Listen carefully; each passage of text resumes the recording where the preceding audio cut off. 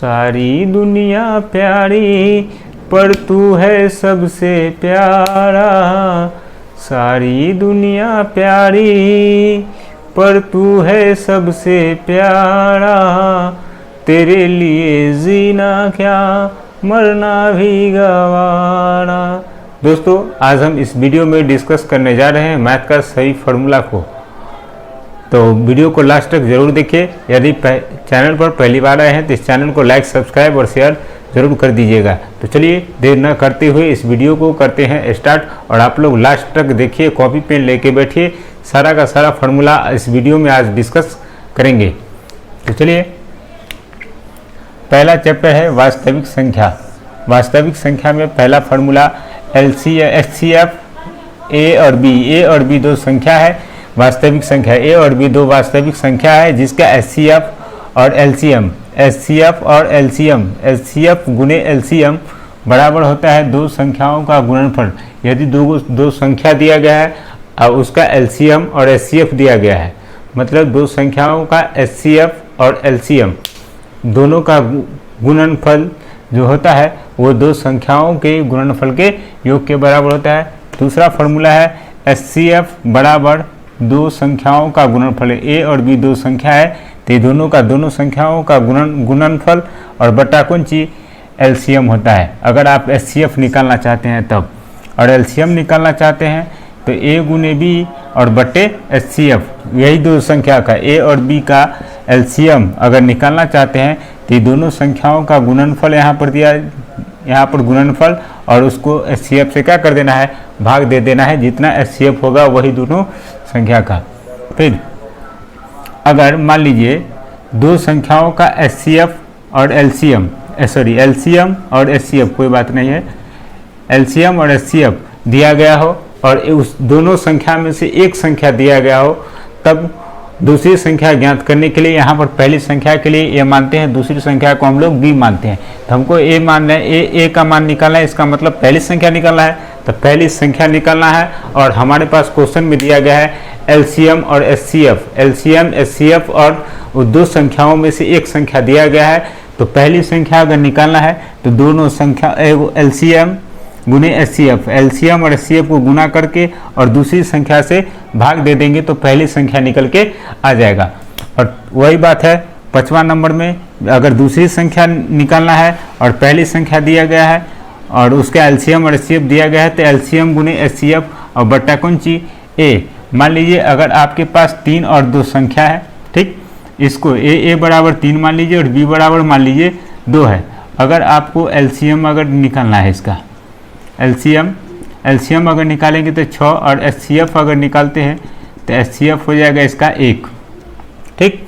अगर मान लीजिए ये दो संख्या में से एक संख्या दिया गया, इसको मिटा देते हैं। मान लीजिए ए का मान 3 दिया गया, पहली संख्या दिया गया है, और LCM 6 है और HCF इसका 1 है, और पूछा गया है दूसरी संख्या बताइए, यानी बी। तो बी का मान निकालने के लिए हम लोग क्या देख रहे हैं, फार्मूला LCM गुने HCF। तो LCM कितना है 6 और HCF कितना है 1, तो यहाँ 1 और बट्टे ए का मान कितना है 3, तो यहाँ पर रख दीजिए 3, 3 दूना 6 हो गया कितना 2। देखिए यहाँ पर 2 ही था ना, आ गया ना। अब इसी प्रकार से इस फार्मूला का यूज करना है, तो आप इसको नोट कर लीजिए। चलिए दूसरा चैप्टर में देखिए बहुपद में देखिए सबसे पहले द्विघात बहुपद ax² plus bx plus c, इसको द्विघात बहुपद का व्यापक रूप भी बोलते हैं। क्वेश्चन में पूछ लिया जाएगा द्विघात बहुपद का व्यापक रूप क्या होगा, तो यहाँ देखना है चर का अधिकतम घात 2 होना चाहिए, तब वो द्विघात बहुपद कहलाता है। यहाँ देखिए चर x है और x का अधिकतम घात कितना है 2 है, तो इसीलिए ये द्विघात बहुपद का व्यापक रूप है। इसमें देखिए पहला है अल्फा प्लस बीटा यानी शून्यकों का योग, यानी अल्फा प्लस बीटा बराबर होता है -b/a, और दूसरा अल्फा इंटू बीटा यानी शून्यकों का गुणनफल बराबर होता है c/a। ये है द्विघात बहुपद में। फिर यहाँ देखिए द्विघात बहुपद अगर ज्ञात करना होता है तो हम लोग लगाते हैं formula x² minus alpha plus beta, यानी अल्फा प्लस बीटा का मान दिया गया हो, अल्फा प्लस बीटा और अल्फा इंटू बीटा का मान दिया गया हो, और द्विघात बहुपद पूछा जाए, जो द्विघात बहुपद ज्ञात कीजिए, तो हम लोग ये वाला फॉर्मूला लगाएंगे, x square minus alpha plus beta, और यहाँ पर एक्स होगा alpha plus beta minus alpha, sorry x square minus alpha plus beta x plus alpha into beta. यही फॉर्मूला लगा के हम द्विघात बहुपद ज्ञात कर सकते हैं। अब चलिए त्रिघात बहुपद में चलते हैं। तो त्रिघात बहुपद का व्यापक रूप होता है a x cube plus b x square plus c x plus d में, मतलब ये त्रिघात बहुपद का व्यापक रूप है।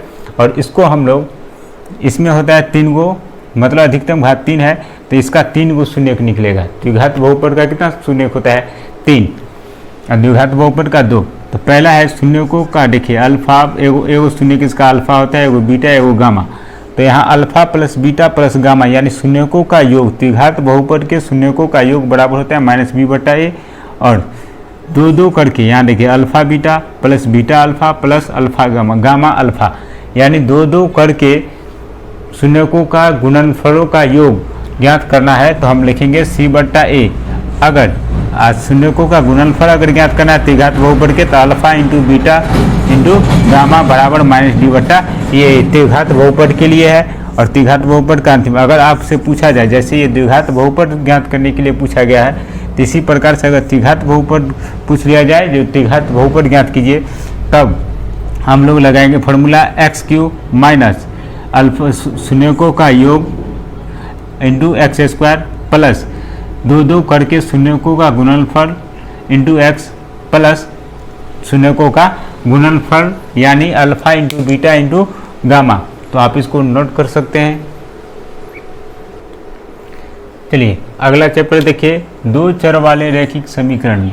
2 चर वाले रैखिक समीकरण कहने का मतलब 2 समीकरण होगा और 2 चर होगा। तो यहाँ देखिए a1x plus b1y plus c1 बराबर 0, और दूसरा समीकरण है a2x plus b2y plus c2, यानी ये पहला समीकरण ही हुआ, ये दूसरा समीकरण हुआ। तो इसके लिए जो फॉर्मूला है वो हम यहाँ पर लिखे हुए हैं। पहले शर्त, दूसरा में है हलों की संख्या, तीसरा में है युग्म का नाम, और चौथा में है ग्राफ। देख रहे हैं, पहला शर्त, दूसरा में हलों की संख्या, तीसरा में युग्म का नाम, और चौथा में ग्राफ है। सबसे पहले यहाँ देखिए शर्त, यदि ये a1 बट्टा a2 बराबर नहीं होगा b1 बट्टा b2, a1 बट्टा a2 बराबर नहीं होगा b1 बट्टा b2 के, तब इसके हलों की संख्या पूछा जाए तो हम लोग कहेंगे केवल एक हल होंगे, यानी अद्वितीय होंगे।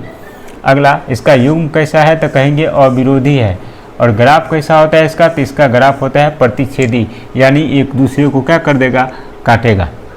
अब दूसरा शर्त है, यदि a1 बट्टा a2 बराबर होगा b1 बट्टा b2, सॉरी यहाँ पर बराबर नहीं होगा c1 बट्टा c2, a1 बट्टा a2 बराबर होगा b1 बट्टा b2 और बराबर नहीं होगा c1 बट्टा c2 के, तब इसका कितने हल होंगे, तो इसका कोई हल नहीं होगा। और इसका युग्म कैसा है, युग्म का नाम क्या होगा, इसका युग्म का नाम होगा विरोधी है ही।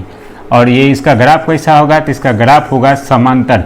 समांतर कहने का मतलब वैसी 2 रेखाएं जो एक दूसरे को कभी टच नहीं करे, यानी काटे नहीं। तो देखिए यहाँ पर एक रेखा ये है और एक ये है, तो ये दोनों एक दूसरे को कभी टच नहीं करेगी। एग्जाम्पल में ले सकते हैं आप, जो ये चीज़ नदी का दोनों किनारा ले सकते हैं आप इस टाइप से, तो दोनों एक दूसरे को कभी काट नहीं सकती है। और तीसरा शर्त है, यदि a1 बट्टा a2 बराबर b1 बट्टा b2 बराबर c1 बट्टा c2, अगर तीनों का रेशियो अगर बराबर है तो इसका अनेक हल होंगे, और इसको कहेंगे आश्रित। यह है आश्रित, और इसका ग्राफ हो जाएगा संपाती। संपाती कहने का मतलब हुआ एक ही लाइन पर दूसरा लाइन, मतलब दोनों का ग्राफ एक ही लाइन पर हो। देखिए अगर पहला ये ग्राफ है तो इसका भी दूसरा का भी यही पर, यानी इसी लाइन पर दूसरा भी आ जाएगा। तो आप इसको कॉपी पे नोट कर लीजिए। अगला चैप्टर देखिए, द्विघात समीकरण में हम लोग निकालते हैं डी का मान निकालते हैं, यानी डी कहने का मतलब विवेचक निकालते हैं हम लोग, यानी डी बराबर फॉर्मूला होता है बी स्क्वायर माइनस 4ac। और डी जो निकलता है इसका कुछ शर्त दिया जाता है, जो डी कैसा है, तो देखिए यदि ये d का मान 0 के बराबर है तो इसमें जो मान रखेंगे, अगर d का मान 0 के बराबर हो जाएगा या बी स्क्वायर माइनस 4ac 0 के बराबर हो जाएगा, बात दोनों एक ही है। तब इसका मूल जो होगा, मूल वास्तविक एवं बराबर होगा। ठीक है, अगला है यदि d 0 से बड़ा हो जाएगा, इधर घुमा है, इसका मतलब d जो है ना 0 से बड़ा है, या बी स्क्वायर माइनस 4ac बड़ा है किससे, 0 से, तब इसका मूल वास्तविक एवं असमान होगा। और तीसरा शर्त दिया गया है यदि d 0 से क्या हो, छोटा हो, या बी स्क्वायर माइनस 4ac 0 से क्या होगा, छोटा होगा, तब इसका मूल वास्तविक नहीं होंगे। ये तीनों शर्त है इसका। अगर इसका शर्त है तो यहाँ देखिए, यहाँ सूत्र दिया गया है, यानी x का मान निकालते यानी मूल ज्ञात करते हैं हम लोग, तो फॉर्मूला लगाते हैं x बराबर minus B plus minus root under B square minus 4ac बटे 2a। यहाँ पर देखिए बी स्क्वायर माइनस 4ac, तो बी स्क्वायर माइनस 4ac बराबर देखिए यहाँ पर d है ना, तो d, तो इसके जगह पर हम d भी रख सकते हैं, वही काम यहाँ पर कर दिए, d भी रख सकते हैं, बस हो गया। तो आप नोट कर सकते हैं इसको। अगला चैप्टर देखिए समांतर श्रेणी। समांतर श्रेणी का पहला फॉर्मूला है ए एन बराबर a plus N minus 1 into d, यानी ए हुआ प्रथम पद, डी हुआ मतलब सार्वंतर है ना, सार्वंतर, और एन का मतलब उपपदों की संख्या है। तो आप ए एन लिखे या टी एन लिखे, कोई बात नहीं है। तो टी एन भी कहीं कहीं दिया जाता है। तो ए एन बराबर होता है a plus N minus 1 into d. और दूसरा फॉर्मूला है एस एन। एस एन का मतलब योग निकालना है हमको। एस एन बराबर होता है N by 2 into A plus L. L का मतलब होता है अंतिम पद यानी लास्ट वाला। यदि आपको प्रथम पद दिया गया हो और लास्ट वाला पद दिया गया हो, तो आप इस फार्मूला का यूज करके आप उसका योग ज्ञात कर सकते हैं। फिर अगर ऐसा नहीं दिया गया है तो आप एस एन बराबर ये फार्मूला लगा सकते हैं, एस एन बराबर N by 2 into 2a plus N minus 1 into D. ये दोनों योग निकालने का फार्मूला है। और चौथा है प्रथम n प्राकृत संख्याओं का योगफल ज्ञात करना। अगर प्रथम n प्राकृत संख्याओं का योगफल ज्ञात करना है तो फार्मूला लगाएंगे n into N plus 1 by 2। और प्रथम n सम संख्याओं का योगफल ज्ञात करना है तो फार्मूला लगाएंगे n इंटू एन प्लस 1। फिर प्रथम n विषम संख्याओं का योगफल ज्ञात करना है तो हम लोग लगाएंगे n स्क्वायर का फार्मूला। एक प्रथम वाला बात सुनिए यहाँ पर। अगर प्रथम प्राकृतिक संख्या बोला तो 1 से चालू करेंगे, 1 2 3, मान लीजिए 3 तक है, ठीक। इसका योग हमको ज्ञात करना है। तो योग हमको इस छोटा सा है तो जोड़ के निकाल सकते हैं। ऐसे 3 3 6 हो जाएगा। अगर बड़ा दिया जाए 1 से लेके 50 तक 100 तक, तब कैसे जोड़ेंगे? तो देखिए यहाँ पर कितने संख्या है, तो 1 2 3, यानी n का जो मान है कितना, 3 को संख्या है तो 3 हुआ। और यहाँ पर रख दीजिए 3 और उसके बाद 3 इंटू एन प्लस 1 यानी 3 प्लस 1 और बट्टे कितना 2। तो यहाँ हो जाएगा 3 गुने 3 1 कितना 4 बट्टे 2। यहाँ देखिए तो 3 2 दूना 4 हो जाएगा, यानी 3 दूना 6 आ गया हमारे पास, आ गया ना। इसी प्रकार से आप बोलेगा सम संख्या कहाँ से चालू होता है, 2 4 6 8 ऐसा है। अगर कहेगा इसका योग बताइए तो इसका योग निकालने के लिए सबसे पहले हम लोग n का मान निकालेंगे। n का मतलब ये क्या को संख्या दिया गया है, तो क्या को संख्या है, तो 1 2 3 4, 4 को लगातार में है, 1 2 3 4 है, तो यहाँ लिखिए 4 और फार्मूला लगा दीजिए ये वाला। तो यहाँ फार्मूला है सम संख्या निकालने का n इंटू एन प्लस 1। तो यहाँ लगाइएगा तो n का मान कितना है 4, तो 4 और उसके बाद 4 प्लस ये n का मान 4 प्लस 1, यहाँ हो जाएगा 4 और गुने कितना 5 बराबर, यानी 4 पंजे 20 आ गया। आप इसको जोड़ के देखिए 20 आता है कि नहीं। तो देखिए यहाँ पर 6 4 10 और 10 कितना हो गया 20, जोड़ के देखिए तो 20 पूरा है कि नहीं। इसी प्रकार से आप विषम संख्या होगा तो उसको भी आप ये फार्मूला पे बैठा के निकाल सकते हैं। तो आप इसको नोट कीजिए। अगला देखिए नियामक ज्यामिति। इसमें पहला है मूल बिंदु से किसी बिंदु की दूरी, यानी मूल बिंदु से किसी बिंदु की दूरी निकालना होगा तो हम लोग फार्मूला लगाएंगे root under X square plus Y square. और दूसरा है दो बिंदुओं के बीच की दूरी। अगर दो बिंदुओं के बीच की दूरी निकालना है तो root under x1 minus x2 का whole square plus y1 minus y2 का होल स्क्वायर। आप इसको पहले x2 को और बाद में x1 को भी रख सकते हैं, और यहाँ पहले y2 को बाद में x1 को भी रख सकते हैं, कोई दिक्कत नहीं है। अगला देखिए, अगर समदूरस्थ के लिए अगर कहा जाएगा तो आप ऐसे बना सकते हैं ये फिगर, और समदूरस्थ बोलेगा यानी ए बी और ए सी ये दोनों क्या हो जाएगा, आपस में बराबर हो जाएगा समदूरस्थ के लिए। और संरेख के लिए अगर कहा जाएगा तो संरेख के लिए मान लीजिए इस संरेख है, अगर कहे इस संरेख है तो हम लोग पहले ए बी के बीच की दूरी निकाल लेंगे, ए बी के बीच की दूरी, उसके बाद ए पी निकालेंगे और उसके बाद पी बी निकालेंगे, यानी ए पी और पी बी दोनों को जोड़ देंगे और ए बी मतलब अगर A P plus P B मिला के ए बी है तब हम लोग कहेंगे क्या है, ये संरेख है। और विभाजन सूत्र से देखिए यहाँ पर यदि दो ये बिंदु दिया गया है, एक ए और यहाँ पर एक बी, दो बिंदु है जिसको m1 m2 यानी ये अनुपात में बांट रहा है, तो इस बिंदु जो है बीच में ये p का निर्देशांक बताना है।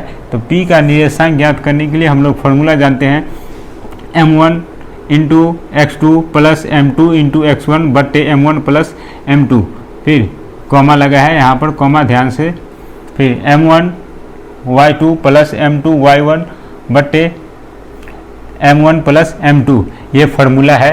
आप यहाँ पर इसका निर्देशांक मान लीजिए x1 y1 है और इसका निर्देशांक है x2 y2, तब हम लोग ये फार्मूला लगा के निकाल सकते हैं, इसको विभाजन सूत्र कहते हैं। और ऐसा क्वेश्चन ये वाला डायरेक्ट पूछा गया था, जो विभाजन सूत्र निम्नलिखित में से कौन है, तो आप इसको ध्यान रख सकते हैं।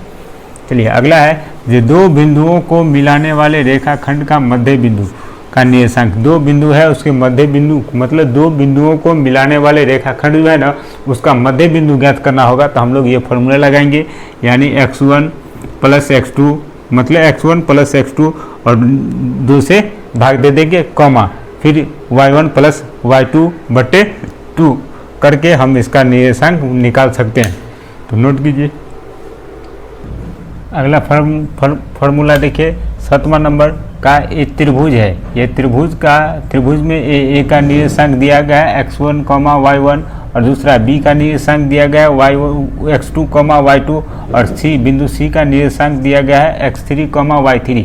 तो पूछा गया है केंद्रक का निर्देशांक, यानी ये जी जो है बीच में इसका निर्देशांक बताना है। तो हम लोग क्या करेंगे, x1 plus x2 plus x3 और बट्टा 3 comma y1 plus y2 plus y3 बटे 3 ये कर देंगे तो हमारा फार्मूला निकल जाएगा, केंद्रक का निर्देशांक हमारा निकल जाएगा, ये जी का निर्देशांक निकल जाएगा। तो इसी में कुछ मतलब किसी का मान दिया जाएगा, किसी का मान निकालना है, इस टाइप से रहेगा। और अगला देखिए, अगला बोला है अंतः केंद्र का निर्देशांक। अंतः केंद्र कहने का मतलब एक त्रिभुज है और इसके अंदर में एक वृत्त बन गया है, एक वृत्त बना हुआ है, वृत्त के अंदर में जो होता है ना इसी को कहते हैं अंतः केंद्र। अंतः केंद्र अगर निकालना होता है तो हम लोग देख रहे हैं यहाँ पर ए का निर्देशांक है x1 y1, बी का निर्देशांक है x2 y2 और सी का निर्देशांक है x3 y3। तो अंतः केंद्र का निर्देशांक बोलेगा, इसका हम फार्मूला लगाएंगे a x1 plus a b x2 plus c x3 बटे a plus b plus c comma फिर a y1 plus b y2 plus c y3 बटे 3। ये देखिए यहाँ पर ध्यान रखिए, यहाँ ये जो है ना ये के सामने वाले को ए कहेंगे, ये बी के सामने वाला जो होगा उसको बी कहेंगे। देखिए बी के सामने में ये बी है तो बी कहेंगे और सी के सामने में जो रहेगा उसको सी कहेंगे। देखिए यहाँ ई सी के सामने में ये सी है तो सी यहाँ पर रख देना है, तो अंतः केंद्र का निर्देशांक निकल के आ जाएगा। और 9वां है त्रिभुज का क्षेत्रफल। त्रिभुज का क्षेत्रफल अगर निकालना रहेगा ये तीनों निर्देशांक दिया जाएगा और उसका क्षेत्रफल पूछेगा, तो हम लोग फार्मूला है हमारे पास 1/2 और into x1 into y2 minus y3 plus x2 into y3 minus y1 plus x3 into y1 minus y2। और ये दोनों तरफ जो लगा हुआ है मॉडुलस है, इसको कहते हैं मॉडुलस साइन। इसके अंदर से जो भी निकलता है पॉजिटिव ही निकलता है। और इस फार्मूला को याद करने का एक तरीका है, देखिए यहाँ क्या लिखा है x1 यानी 1, यहाँ क्या है 2, यहाँ क्या है 3। यहाँ देखिए इसको मतलब x2 है तो इसका मतलब 2, यहाँ 3, यहाँ 1 और इसको देखिए यहाँ पर 3 और y1 तो 1 y2 तो 2। यहाँ पर देखिए इसका फॉर्मूला कैसे याद करेंगे इसका फॉर्मूला, तो यहाँ देखिए 1 2 3 2 3 1 3 2 1, 2-4 बार पढ़िएगा आप, ध्यान मतलब याद हो जाएगा। 1 2 3 2 3 1 3 2 1, इतना ध्यान रखिएगा जो x1 जो है से x का मान है और ये दोनों y का मान है। तो ये फॉर्मूला यहाँ लास्ट कर गया इस चैप्टर का, तो नोट कीजिए। फिर अगला चैप्टर देखिए, वृत्त से संबंधित क्षेत्रफल। इसमें पहला फार्मूला होता है वृत्त का क्षेत्रफल। वृत्त का क्षेत्रफल होता है पाई आर स्क्वायर, और वृत्त की परिधि, वृत्त का परिधि भूल गए, यानी वृत्त की जो परिधि होती है उसका परिधि का फार्मूला आता है 2 पाई आर। ये फार्मूला आप लिख सकते हैं, लिख लीजिएगा। और दूसरा फार्मूला है अर्धवृत्त का क्षेत्रफल। तो देखिए यहाँ पर ये वृत्त का क्षेत्रफल है और यहाँ बोला अर्धवृत्त का। अर्धवृत्त का मतलब जो वृत्त का क्षेत्रफल होगा उसको 2 से क्या कर देंगे, भाग दे देंगे, तो अर्धवृत्त का क्षेत्रफल निकल के आ जाएगा। देखिए यहाँ 2 पाई आर स्क्वायर है वृत्त का क्षेत्रफल, और अर्धवृत्त का क्षेत्रफल बोले तो हम एक मतलब 2 से क्या किए, पाई आर स्क्वायर में 2 से भाग दे दिए, तो हमारे पास निकल के आया 1/2 पाई आर स्क्वायर। अगला देखिए अर्धवृत्त की परिमिति। अर्धवृत्त की परिमिति कहने का मतलब r इंटू पाई प्लस 2, ये फार्मूला होता है अर्धवृत्त की परिमिति। अर्धवृत्त कहने का मतलब ये वृत्त है और इसको अगर आधा कर देते हैं, आधा करते हैं तो इसकी परिमिति, तो वृत्त की परिधि क्या होता है 2 पाई आर, और इसको आधा करेंगे तो यहाँ से यहाँ हो जाएगा कुंजी 2 पाई आर। ठीक, परिधि हुआ तो आधा किए तो पाई आर हुआ, आधा किए तो परिधि, आधा किए तो पाई आर हो गया। ये पाई आर तो हो भी किया, लेकिन यहाँ पर देखिए ये आधा कर दिए, ये आधा वृत्त है तो इसका आधा आधा हुआ, इसका मतलब 2 पाई आर परिधि होता है और वृत्त की परिधि होता है 2 पाई आर, और यहाँ अर्धवृत्त बोला है तो यहाँ पर 2 से भाग दे देंगे तो क्या हो जाएगा, पाई आर बचेगा। तो पाई आर, और उसके बाद यहाँ देखिए तो यहाँ से यहाँ की एक भुजा हुआ ना, यानी ये ओरिजिन है मतलब मूल बिंदु, तो ये एक बार इधर एक बार इधर, ये दोनों को जोड़ेंगे तो कितना हो जाएगा 2r नहीं होगा, तो ये दोनों को जोड़ना पड़ेगा। तो यहाँ निकल के आ जाएगा हमारे पास फॉर्मूला, r कॉमन ले लेंगे दोनों में तो बचेगा पाई प्लस 2। यही फार्मूला है हमारे पास, कहाँ ये देखिए अर्धवृत्त का परिमाप। अगला है वलय का क्षेत्रफल। वलय का क्षेत्रफल कहने का मतलब ये बात, ये वृत्त है और इसके ऊपर से एक दूसरा वृत्त है, तो वलय का क्षेत्रफल निकालना है। तो यहाँ से लेके यहाँ तक ये बड़का वृत्त हुआ, तो इस बड़का वृत्त का त्रिज्या को मान लेंगे बड़का आर, और छोटा जो वृत्त है इसकी त्रिज्या को मान लेंगे छोटका आर। तो बड़े वृत्त के क्षेत्रफल में से छोटे वृत्त के क्षेत्रफल को क्या कर देंगे, घटा देंगे। तो बड़े वृत्त का क्षेत्रफल pi r square minus pi r square, ये स्मॉल है ये कैपिटल है, ये दोनों में पाई पाई कॉमन हो गया, तो pi into are square minus capital are square minus small are square. अगला देखिए चतुर्थांश का क्षेत्रफल। चतुर्थांश कहने का मतलब हुआ ये वृत्त है, ये क्या है वृत्त है, इसका चतुर्थांश यानी चौथा भाग। तो चतुर्थांश यानी इसका क्षेत्रफल अगर निकालना है तो पूरे वृत्त का क्षेत्रफल, वृत्त का पूरे वृत्त का क्षेत्रफल क्या होता है पाई आर स्क्वायर। चतुर्थांश का क्षेत्रफल बोला तो 4 से भाग दे देना है। अगर अर्धवृत्त बोला था तो इसको 2 से भाग दिए थे, आधा किए 2 से भाग दिए, और चतुर्थांश बोला है तो 4 से भाग दे देंगे, वृत्त के क्षेत्रफल में 4 से भाग दे देंगे, और वही हमारा निकल के आ जाएगा चतुर्थांश का क्षेत्रफल। तो चतुर्थांश का क्षेत्रफल हो गया पाई आर स्क्वायर बटे 4। अगला देखिए चतुर्थांश की परिमिति। ये चतुर्थांश की परिमिति, अब देखिए यही चीज है चतुर्थांश, इसकी परिमिति, इसका मतलब ये ऐसा हुआ ना, ये चतुर्थांश है, ये देखिए परिमिति बोला तो ये परिधि यानी वृत्त की परिधि क्या क्या होता है, वृत्त का परिधि 2 पाई आर। ठीक, चतुर्थांश बोला तो यहाँ से यहाँ तक यानी 4 से इसको क्या करना होगा, भाग देना होगा। चतुर्थांश का ना परिधि बोला तो 2, ठीक 4 से भाग देना पड़ेगा, मतलब परिधि में 4 से भाग दे देंगे। और आप देखिए जब इसको यहाँ से काट के निकालते हैं हम, तो देखिए एगो त्रिज्या इधर हुआ एगो त्रिज्या इधर हुआ, तो ये दोनों को भी तो जोड़ना पड़ेगा ना, परिधि निकालना है तो ये दोनों को भी जोड़ना पड़ेगा। तो R1 प्लस R2 इधर भी कर देंगे, यानी R प्लस R कितना हो गया 2R। अब इसको सॉल्व कर दीजिए तो 2 कम 2 2 दूना 4, कहने का मतलब हो गया 1/2 पाई R इंटू 2R।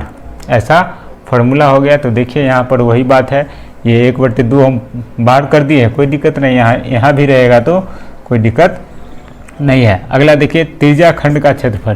तो त्रिज्या खंड को क्या होता है सो देखिए यहाँ पर, ये हमारा वृत्त है और यहाँ से ये जो है ना ये वाली बात, यही हमारा त्रिज्या खंड है। इसको कहते हैं लघु त्रिज्या खंड, इसको कहते हैं दीर्घ त्रिज्या खंड। तो त्रिज्या खंड का क्षेत्रफल बोले यानी लघु त्रिज्या खंड का, तो πr² θ/360। और अगला है चाप की लंबाई। चाप की लंबाई यानी यहाँ से यहाँ, ये जो है ना ये चाप, इसकी लंबाई बताना है। तो इसका फार्मूला आता है θ/360 इंटू क्या 2πr यानी परिधि। ठीक। अगला देखिए दीर्घवृत्त खंड का क्षेत्रफल। दीर्घवृत्त खंड यानी ये वाला, दीर्घ का मतलब बड़ा, ये वाला, इसका क्षेत्रफल निकालना है तो फार्मूला लगाएंगे πr² इंटू मतलब पूरे वृत्त के क्षेत्रफल में से, मतलब दीर्घवृत्त खंड का बोला तो ये त्रिज्या खंड का हुआ। ठीक। आप अगर पूरे वृत्त के क्षेत्रफल में से, पूरे वृत्त का क्षेत्रफल क्या होता है πr², इसमें से इस त्रिज्या खंड को छांट दीजिएगा तो ये क्या बचेगा, वृत्तीय खंड ना। तो त्रिज्या खंड को छाटिए, इसका मतलब त्रिज्या खंड का क्षेत्रफल से हटा रहे हैं। तो त्रिज्या खंड का क्षेत्रफल क्या होता है πr² θ/360। और यहाँ से आप कॉमन ले सकते हैं कौन चीज़, πr²। देखिए πr² कॉमन है तो यहाँ ले लीजिए कॉमन, तो इधर बचेगा 1 और इधर क्या बचेगा θ/360। और यहाँ से निकल जाएगा πr², इसका एलसीएम ले लेंगे तो हो जाएगा 360, इसको इससे गुणा करेंगे तो 360 - थीटा। देखिए हमारे पास फार्मूला निकल के आ गया, यही फार्मूला है। आप लोग कुछ नहीं है, फार्मूला आप एक बार प्रैक्टिस कीजिएगा, याद हो जाएगा। चलिए अगला देखिए त्रिज्या खंड की परिमिति। तो त्रिज्या खंड की परिमिति देखिए यहाँ पर क्या है, ये 2 आर है, 1 आर इधर 1 आर इधर। तो 2 आर मतलब परिमिति बोला जोड़ना है, परिमिति बोला तो जोड़ना है, r + r कितना हुआ 2r। और ये जो चाप है इसको जोड़ दीजिए l, चाप को l का मतलब क्या चाप, तो चाप, ये दोनों को जोड़ देंगे तो हमारे पास निकल के आ जाएगा त्रिज्या खंड की परिमिति। चलिए अब आगे देखते हैं, आगे क्या है वृत्त खंड का क्षेत्रफल। वृत्त खंड का क्षेत्रफल होता है 1/2 r² इंटू साइन थीटा। ये लघु वृत्त है, ये लघु है ना, तो लघु का मतलब लघु वृत्त खंड का। यहाँ जैसे देखें ना वृत्त दीर्घ वृत्त खंड का क्षेत्रफल और यह लघु वृत्त खंड का क्षेत्रफल। और अगला देखिए वृत्त खंड की परिमिति। वृत्त खंड की परिमिति निकालना होगा तो जीवा की लंबाई और प्लस चाप, जीवा की लंबाई प्लस चाप। यहाँ देखिए जीवा होता है, यहाँ से यहाँ अगर मान लीजिए ऐसे काट रहे हैं तो ये जीवा है, ऐसे काटिए ऐसे काटिए ऐसे काटिए ऐसे काटिए ऐसे काटिए, सब क्या है जीवा है। यहाँ से यहाँ की दूरी जीव है, क्या है जीवा है, तो ये जीवा हुआ। और जीवा प्लस चाप, चाप हुआ यहाँ से यहाँ तक, यानी जीवा की लंबाई और उसके बाद चाप की लंबाई, दोनों को जोड़ देंगे तो हमारे पास निकल के आएगा कौन चीज़, वृत्त खंड की परिमिति। तो आप इसको नोट कर लिए। अगला देखिए घन का क्षेत्रफल यानी 6 × a²। a यहाँ पर है भुजा, ये घन है, घन जिसकी सभी भुजा आपस में क्या होता है बराबर होता है, ये हमारा घन है। ठीक। तो इसका पूछा है क्षेत्रफल या कुल पृष्ठ का क्षेत्रफल बोल सकता है। तो घन का क्षेत्रफल हो जाएगा 6 × भुजा²। ये जहाँ क्या है भुजा है, और दूसरा है घन का आयतन। घन का आयतन होता है a³, ए जहाँ क्या है भुजा है तो भुजा का क्यूब। और तीसरा है घन का विकर्ण। घन का विकर्ण बराबर फॉर्मूला होता है √3 × a, यानी रूट के अंदर में है ना, ये रूट से बाहर है ये घन का हुआ। अरे अब घनाभ चलिए, तो घनाभ में है घनाभ का विकर्ण। घनाभ का विकर्ण बराबर क्या होता है 2 × LB + BH + HL। ठीक। अगला है घनाभ का आयतन। घनाभ का आयतन L × B × H। और अगला है घनाभ का विकर्ण। घनाभ का विकर्ण बराबर फॉर्मूला होता है √L² + B² + H²। और चारों दीवारों का क्षेत्रफल निकालना होगा तो हम लोग फार्मूला लगाएंगे 2 × LB L + B × H। ये घनाभ हुआ। घनाभ जो आयत के जैसा दिखता है, 6 आयताकार सतहों से बनी आकृति को हम लोग क्या कहते हैं घनाभ बोलते हैं ऐसे। और 6 वर्गाकार सतहों से घिरी आकृति को घन बोलते हैं। और 6 वर्गाकार सतहों से घिरी आकृति को घन और 6 वर्गाकार सतहों से घिरी आकृति को घनाभ बोलते हैं। तो आप ये दोनों को नोट कीजिए। अगला देखिए, बेलन है तो बेलन का वक्र पृष्ठ का क्षेत्रफल होता है 2 पाई आर एच। ये हमारा बेलन है, इसको बेलन कहते हैं। ठीक, ये फार्मूला हुआ, ये उसका ऊंचाई है और इसको कहते हैं त्रिज्या। ये जो यहाँ से यहाँ ये है त्रिज्या आर। तो बेलन का वक्र पृष्ठ का क्षेत्रफल होता है 2 पाई आर एच और बेलन का आयतन, इसका फार्मूला होता है पाई आर स्क्वायर एच। और बेलन का पूर्ण पृष्ठीय क्षेत्रफल निकालना होगा तो हम लोग फार्मूला लगाएंगे 2 pi r h plus pi r square, यानी 2 पाई आर स्क्वायर। ये जो ऊपर वाला ऊपर में दिख रहा है वृत्त है और नीचे भी वृत्त है, तो इसका भी क्षेत्रफल और इसका भी क्षेत्रफल, दोनों का क्षेत्रफल जोड़ के यहाँ पर रख देना है। तो यहाँ से दोनों को जोड़ दिए तो यहाँ से निकल के आया 2 पाई आर, दोनों में कॉमन है तो 2 पाई आर कॉमन ले लिए, इधर बचा एच और प्लस कितना 2 बार था तो 1 बार ले लिए तो 1 बार बचा। तो ये हमारे पास फार्मूला आ गया बेलन के पूर्ण पृष्ठ का क्षेत्रफल। उसके बाद खोखला बेलन का आयतन, जैसे वलय का क्षेत्रफल निकाले थे वैसा ही खोखला बेलन है। तो बड़का वृत्त के क्षेत्र आयतन में से छोटा जो बेलन बनेगा इसके अंदर, उसका आयतन क्या कर देंगे, घटा देंगे। तो बड़ा वाला जो बेलन है उसकी त्रिज्या को हम कैपिटल आर और छोटा वाले जो बेलन है उसकी त्रिज्या को स्मॉल आर मानते हैं। तो यहाँ से देखिए, तो हमारे पास कॉमन क्या आता है, पाई दोनों में है तो पाई, एच दोनों में है, एच दोनों को कॉमन ले लिए और बड़का आर का स्क्वायर माने छोटका आर का स्क्वायर कर दिए। ये हमारा खोखला बेलन का आयतन निकल गया। आप शंकु देखिए, तो शंकु का आयतन होता है 1/3 पाई आर स्क्वायर एच। और अगला है शंकु का वक्र पृष्ठ का क्षेत्रफल पाई आर एल। फिर शंकु का पूर्ण पृष्ठ का क्षेत्रफल तो पाई आर एल, तो वक्र पृष्ठ है, इसमें क्या जोड़ दीजिए पाई आर स्क्वायर। यहाँ देखिए ये शंकु है, ठीक, ये शंकु है। तो वक्र पृष्ठ तो ये वाला हुआ है वक्र पृष्ठ, तो ये वक्र पृष्ठ हुआ पाई आर एल और इसमें जोड़ना क्या है पाई आर स्क्वायर, यानी ये जो वृत्त जो है ना इसको भी जोड़ना है। तो वृत्त का क्षेत्रफल को जोड़ दीजिए, वृत्त का जो क्षेत्रफल है उसको जोड़ दीजिए पाई आर स्क्वायर। और ये दोनों में पाई आर कॉमन आया है तो पाई आर कॉमन ले, इधर बचा एल, तो यहाँ ट्रिपल आर तो आर लिख दिए। ठीक, अब यहाँ से देख सकते हैं ये एल हुआ, ये तिरछी ऊंचाई इसको मतलब ये शंकु है ना, इसकी तिरछी ऊंचाई है ये। ठीक, तो एल का मान निकालना होगा तो √100h² plus are square. H का मान निकालना होगा, एच मतलब ऊंचाई, ये ऊंचाई है, तो एच का निकालना होगा तो √100l² माइनस आर स्क्वायर, ये त्रिज्या है। और आर का मान निकालना होगा तो h² माइनस l² करके हम लोग निकाल सकते हैं। तो नोट कीजिए। अगला देखिए गोला, तो गोला का आयतन होता है 4/3 पाई आर क्यू। ये हमारे जैसे फुटबॉल को देखें ना, फुटबॉल एक प्रकार का गोला है। फुटबॉल देखे, बॉल देखे, इस टाइप का बॉल जो बैट बॉल खेला जाता है वो एक तरह से गोला है, वो गोला ही है। तो गोला का आयतन 4/3 पाई आर क्यू। और गोला का वक्र पृष्ठ बोले या संपूर्ण पृष्ठ बोले, इसका वक्र पृष्ठ और संपूर्ण पृष्ठ दोनों का फॉर्मूला यही होता है 4 पाई आर स्क्वायर। अगला होता है अर्धगोला। अर्धगोला है तो अर्धगोला का आयतन, तो अर्धगोला बोले यानी गोला का आयतन बोले, इसका आधा कर दीजिए तो आधा कर दीजिएगा तो 2/3 पाई आर क्यू आ जाएगा। और अगला है अर्धगोला का वक्र पृष्ठ का क्षेत्रफल, तो इसका वक्र पृष्ठ का क्षेत्रफल होता है 2 पाई आर स्क्वायर। अर्धगोला का वक्र पृष्ठ का क्षेत्रफल मतलब गोला का वक्र पृष्ठ का क्षेत्रफल पाई आर स्क्वायर, तो अर्धगोला का इसको 2 से भाग दे दीजिएगा तो कितना हो जाएगा 2 पाई आर स्क्वायर। अगला है अर्धगोला का पूर्ण पृष्ठ का क्षेत्रफल। तो अर्धगोला का पूर्ण पृष्ठ होता है, गोला का नहीं होता है, अर्धगोला का होता है पूर्ण पृष्ठ।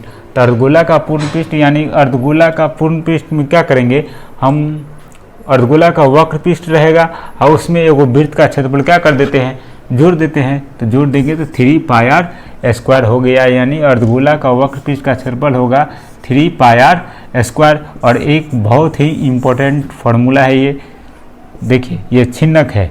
छिन्नक का आयतन होता है 1/3 pi h into are square plus capital are square plus small are square plus capital r into small r. और छिन्नक का वक्र पृष्ठ का क्षेत्रफल होता है pi l into capital r minus small r. छिन्नक का मतलब समझते हैं आप, जैसे देखिए यहाँ ये शंकु है,